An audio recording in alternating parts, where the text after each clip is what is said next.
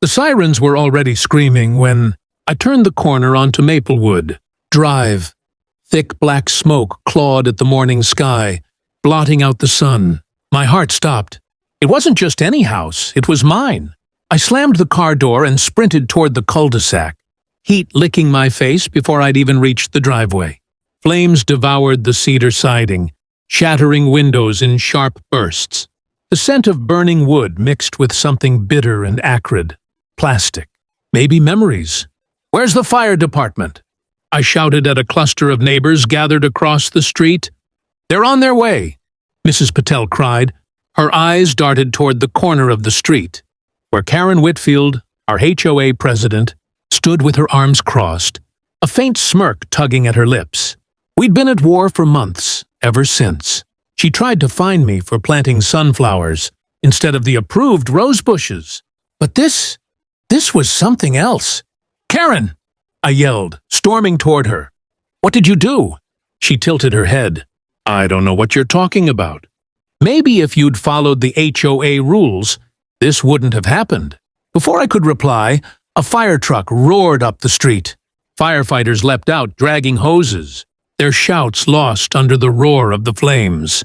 I backed away, my knees trembling. 2 hours later, the fire was out. My home was a blackened skeleton. The investigator, a tall man with soot-streaked gloves, approached me. "Any enemies?"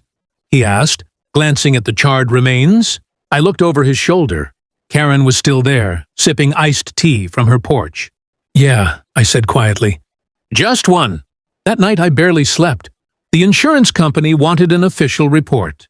The fire marshal suspected arson, and I knew, deep down in my bones, that Karen had something to do with it. The next morning, I found my proof. A neighbor, Mr. Alden, waved me over as I walked past his garage. "Thought you might want to see this," he said, holding up his phone. The video was grainy but unmistakable. Karen, in her bright red jogging suit, slipping around the side of my house at 2:14 a.m., carrying a gas can. My hands shook as I replayed it. This wasn't just petty HOA nonsense anymore. This was a crime. I didn't know it yet, but within days, Karen would trade her pearls and pastels for an orange jumpsuit. By noon, I was at the police station, gripping Mr. Alden's phone like it was the most valuable thing I'd ever held. Detective Harris, a broad-shouldered man with sharp eyes, leaned over the counter as I explained everything. "You're certain that's her?" he asked, watching the video again. 100%, I said. "That's Karen Whitfield, HOA president. And that's my house." He nodded. "We'll need a statement and a copy of that footage.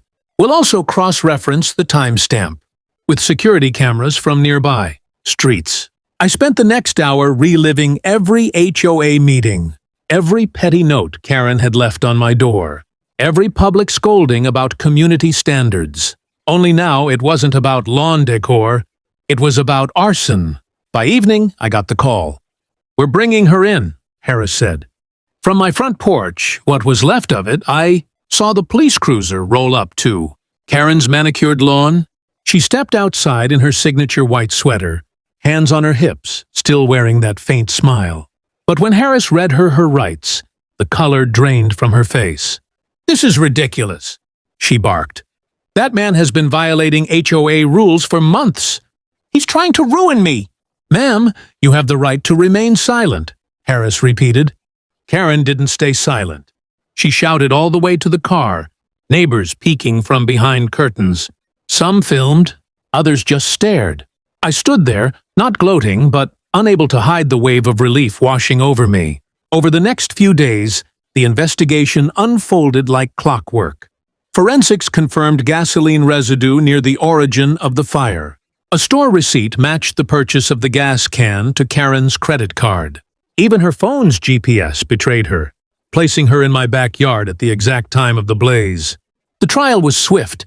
Her lawyer tried to paint it as a misunderstanding, claiming she was removing flammable debris as part of her HOA duties.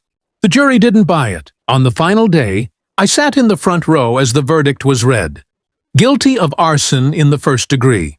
Karen's head dropped, the first crack in her iron composure I'd ever seen. The judge sentenced her to 8 years in state prison. The courtroom buzzed with whispers. Afterward, neighbors approached me, some apologizing for not speaking up sooner, others admitting they'd been afraid of her retaliation.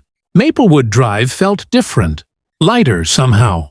It's strange, losing your home and gaining a kind of freedom at the same time. I'll rebuild, piece by piece. But Karen Whitfield? She's going to have a lot of time to think about the difference between HOA, rules, and the law. And this time, she won't be in charge of the neighborhood. If you enjoyed this story and want to hear more shocking real-life HOA dramas, make sure to hit that subscribe button so you never miss the next one. Give this video a like if you think justice was served, and drop a comment below. Have you ever dealt with a neighbor who took things way too far? I'd love to hear your story.